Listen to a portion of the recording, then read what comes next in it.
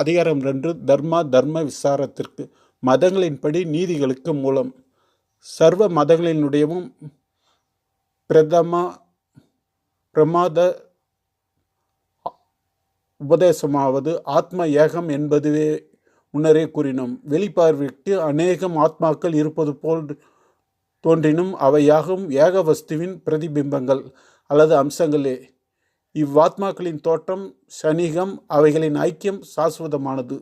ஒரு குளத்தில் அநேகம் பானைகளை அமிழ்த்தினால் வெவ்வேறான அவை ஒவ்வொன்றிலும் நிறைந்திருக்கும் ஜலம் ஏகமே அன்றி பின்னமன்றோ. ஏகமாகிய வஸ்துவில் கணக்கற்ற உபாதிகள் காணப்படுகின்றன. ஆயினும் அவற்றுள் நிரம்பியிருக்கும் சைதன்யம் ஒன்றே ஆகும். மதங்களின் இவ்வாதியான உபதேசமே சர்வ நீதிகளுக்கு மூலமாம்.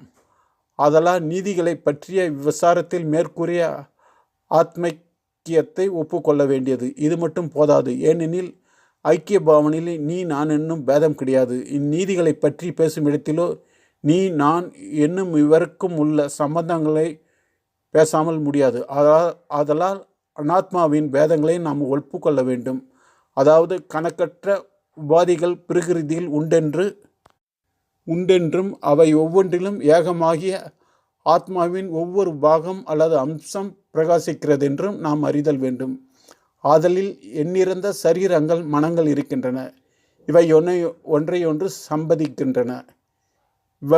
வைந்த உபாதிகளின் பரஸ்பர சம்பந்தங்கள் ஒழுங்கும் நேர்மையும் பொருந்தி நடைபெற வேண்டுமாயின் இவற்றில் ஒவ்வொன்றும் இவ்வுபாதிகளாகிய அனந்த பேதங்களும் மூலத்தில் ஒன்றியாதலால் சகலத்திற்கும் உபகாரமாயிருக்கும் வியாபாரமே இவற்றுள் ஒவ்வொன்றிற்கும் உபகாரம் என்றும் எவருக்காவது அபகாரமாயிருக்கும் காரியம் சகலர்க்கும் பரோபகாரமே ஆகும் என்றும் நம்பி நாம் பிறரை நோக்கி நடந்து வருதல் இன்றியமையாதது. ஆதலால் பிறருக்கு நாம் ஒரு தீங்கு விளைவிக்கும் போது நமக்கே தீங்கு விளைவித்துக் கொள்கிறோம். ஒரே சரீரத்தை சேர்ந்த கை கால் இவற்றுள் கையானது காலை காயப்படுத்துமே, ஆனால் காலிலே தான் இரத்தம் வெளிப்படும், கையில் காணாது. ஆனால் சிறிது நேரத்திற்குள் சரீரத்தில் இரத்தம் குறைவதால் கை சோர்ந்து போகும். ஏனெனில் சரீரத்தில் இரத்தமானது எல்லா பாகங்களிலும் சஞ்சரித்து உலாவுகின்றன.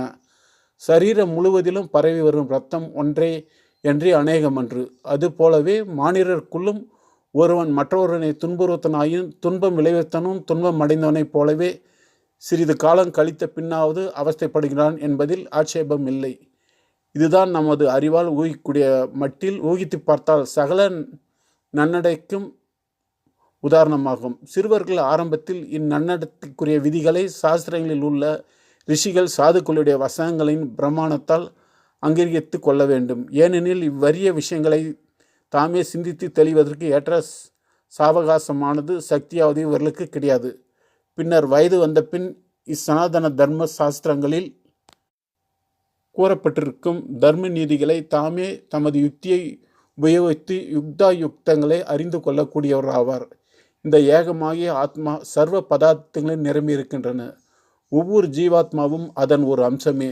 இக்கருத்து மட்டும் ஒவ்வொருடைய இருதயத்திலும் ஆழ்ந்து பதித்திருத்தல் வேண்டியது. ஒவ்வொருவனும் தாம் பிறரை துன்புறுத்துவதால் தனக்கே துன்பத்தை வருவித்துக் கொள்கிறான் எனவும் அறிந்து கொள்ள வேண்டியது. கிருஷ்ண பகவான் கீதையில் அடியில் வருமாறு உபதேசித்திருக்கிறார். ஓ கூடகேசனே, நானே சகல போத இருதயங்களில் வசிக்கும் ஆத்மா. நானே சகல போதங்களின் ஆதியும் மத்தியமும் அனந்தமுமாம். பிரமாணங்கள். ஒரே கடவுள் சகல பூதங்களிலும் மறைந்திருக்கின்றார். யாவற்றினுள்ளும் பரவி எவற்றிற்கும் அந்தராத்மாவாய் நிற்கிறார். சகல கிரியைகளுக்கு மதிபதியும் சர்வ பூதங்களுக்கு முடிவாய் இருப்பிடமும் அவரே. சகலத்திற்கும் சாட்சியாயும் குணங்கள் எல்லையையும் கடந்த சைதன்யமும் அவரே. இது ஒன்றே சர்வ பூதங்களுக்கு மந்திராத்மாவை ஒவ்வொரு ரூபத்திற்கும் தனித்தனியார் ரூப முடியாதென்று. எவன் தன்னிடத்தில் சகல பூதங்களையும் பார்க்கிறானோ அப்படியே தன்னை சகல பூதங்களின் இடத்திலும் பார்க்கிறான். அவன் எதை கண்டும் துவேசிக்கிறதில்லை. எந்த ஸ்திதியிலும் சகல வஸ்துக்களும் ஒன்றே என்பதை தரிசிக்கும் ஞானிக்கு சகல வஸ்துக்களும் மாணவைகளாகவே யாகின்றன. அந்நிலைமையில் மோகமேது சோகமேது. யோகத்தை அடைந்த ஆத்மாவுடைய ஒருவன் எல்லாவற்றிலும் சமதிருஷ்டியுடையவனாகி தன்னை சகல பூதங்களிலும் தன்னிடத்திலே காண்கிறான்.